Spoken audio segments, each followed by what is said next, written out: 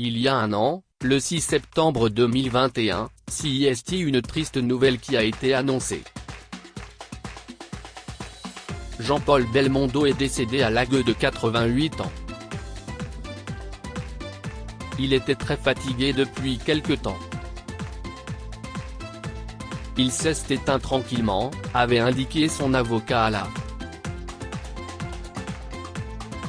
De quoi bouleverser le monde du cinéma puisque l'acteur était très apprécié. Rapidement, les hommages s'étaient enchaînés et nombreuses sont les personnes qui étaient présentes lors de ses obsèques, qui se sont déroulées à l'église Saint-Germain-des-Prés le 10 septembre. Invité de RTL ce mardi 6 septembre, son fils Paul a fait de nombreuses confidences. Il a notamment révélé que son père profitait de chaque instant mais qu'il se préparait aussi à sa mort. Je ne pense pas qu'il redoutait la mort, il croyait à l'au-delà, à la vie d'après. Il était croyant sans vraiment l'être, a-t-il d'abord confié avant de préciser, il avait décidé que c'était la fin. Il voulait partir tranquillement. Il a brûlé la vie. S'il n'avait pas organisé son départ, Jean-Paul Belmondo avait toutefois une requête bien spéciale, comme l'a révélé Paul.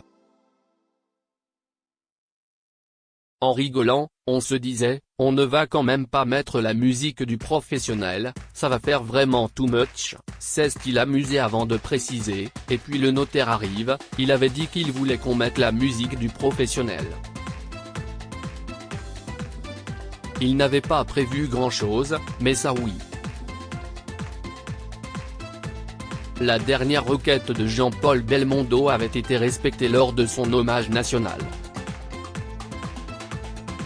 Celui-ci a été organisé par l'Élysée le 9 septembre 2021, la veille de ses obsèques qui se sont tenues en petit comité et CIST la France entière qui lui a fait ses adieux.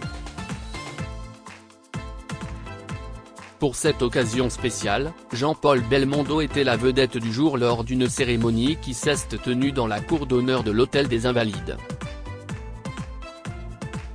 De nombreuses personnalités étaient présentes tout comme certains membres du gouvernement, des grands noms du cinéma, des amis proches mais aussi la famille de l'acteur. Le chef de l'État avait pris la parole pour prononcer un discours faisant l'éloge de celui qui a marqué toute une génération. Cher Jean-Paul, vous perdre, CIST perdre une part de nos vies, adieu bébé, avait lancé Emmanuel Macron devant le cercueil de Jean-Paul Belmondo. Belmondo, CIST un peu nous en mieux, il était de la famille, avait-il précisé avant de rendre hommage à un héros aux 1000 visages. Lorsque le cercueil quittait la cour des Invalides, l'Ertchimè, composé par Ennio Morricone pour un film italien puis utilisé pour la bande sonore du film Le Professionnel, a été étendu et il a marqué la fin de l'hommage national. Un moment bouleversant et émouvant puisqu'il s'agissait de la dernière volonté de Jean-Paul Belmondo. Mort de Jean-Paul Belmondo, le deuil impossible de son fils, Paul. Perdre un proche est une étape très difficile et ce n'est pas Paul Belmondo qui dira le contraire. Le 6 septembre 2021, la France entière a perdu un grand artiste qui était également un père de famille proche de ses enfants. Sur l'antenne de RTL, Paul Belmondo a d'abord évoqué l'héritage qu'a laissé celui que l'on surnommait Bébel au cinéma français. Je n'ai pas envie d'avoir une sorte de surexploitation du départ de mon père, ou du fait qu'il ne soit plus là, a-t-il d'abord assuré avant de préciser, il est toujours là, ses films sont là, ils passent à la télévision et ont beaucoup de succès à chaque fois. CIST ça qui est important. Personnalité publique, Jean-Paul Belmondo sera toujours présent d'une certaine manière pour les Français. L'acteur sera toujours là, à travers les films. L'homme CIST plus difficile, on se rattache à ses photos de famille, ces choses-là, a révélé Paul Belmondo avant d'ajouter « J'ai beaucoup de plaisir à aller chercher les choses, à les retrouver. Je classe beaucoup de choses en ce moment. » Toutefois, celui qui est coureur automobile de métier assure que c'est très compliqué pour lui de visionner les documentaires retraçant la vie de son père. Je sais qu'il y a des documentaires qui sont faits sur mon père et on m'a demandé de les voir. Je les ai regardés de loin mais ça m'est difficile aujourd'hui de regarder quelque chose comme ça, a-t-il déclaré. Toutefois, Paul Belmondo explique que cela viendra plus tard, il le faudra de toute manière. Mais pour l'instant, c'est difficile.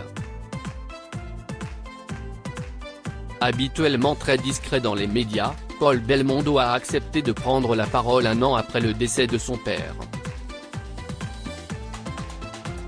Toutefois, il n'était pas fils unique puisque Jean-Paul Belmondo avait 4 enfants. C'est en 1953, à l'âge de 21 ans, que l'acteur est devenu papa pour la première fois. En couple avec Élodie Constantin depuis plusieurs années, tous deux ont accueilli leur petite fille prénommée Patricia. Cette dernière est morte tragiquement dans un incendie survenu dans son appartement parisien, le 31 octobre 1993. Le jour de son décès, l'acteur devait se produire sur scène et il n'avait pas souhaité annuler sa représentation. Ma fille est morte, on ne peut pas perdre un enfant, c'est interdit, contre nature, avait-il écrit dans son autobiographie avant de révéler la raison pour laquelle il avait pris cette décision. Le médecin est venu me voir ce matin, il m'a convaincu d'aller au théâtre comme d'habitude, et de jouer. Il m'a dit que si je ne jouais pas ce soir, je ne jouerais plus jamais. Alors je l'ai écouté. Je suis monté sur scène et je suis resté, jusqu'au bout, avait-il poursuivi, précisant qu'il avait fondu en larmes par la suite. Une véritable tragédie dont Jean-Paul Belmondo ne s'est jamais remis. En 1960, il a accueilli sa seconde fille, Florence. 3 ans plus tard, c'est son fils Paul qui a pointé le bout de son nez. La dernière est née en 2003 et elle se prénomme Stella. Une naissance tardive dont la jeune femme avait affirmé avoir souffert, notamment à cause de la différence d'âge avec ses sœurs et son frère. Jean-Paul Belmondo, avec qui partageait-il sa vie au moment de sa mort? Jean-Paul Belmondo a connu de nombreuses femmes au cours de sa vie mais celle qui était à ses côtés lors de ses derniers instants est Nathalie Tardivel, surnommée Nati. C'est à la fin des années 1980 que tous deux ont commencé à se fréquenter mais leur relation a connu de nombreuses complications. Suite à son accident vasculaire cérébral en 2001, Jean-Paul Belmondo a pu compter sur le soutien de son ex-compagne, qu'il a épousée l'année d'après à la mairie du 6e arrondissement de Paris. De cette romance est née Stella en 2003. Quelques années plus tard, en 2008, tous deux décident de mettre un terme à leur relation avant de se retrouver en 2013.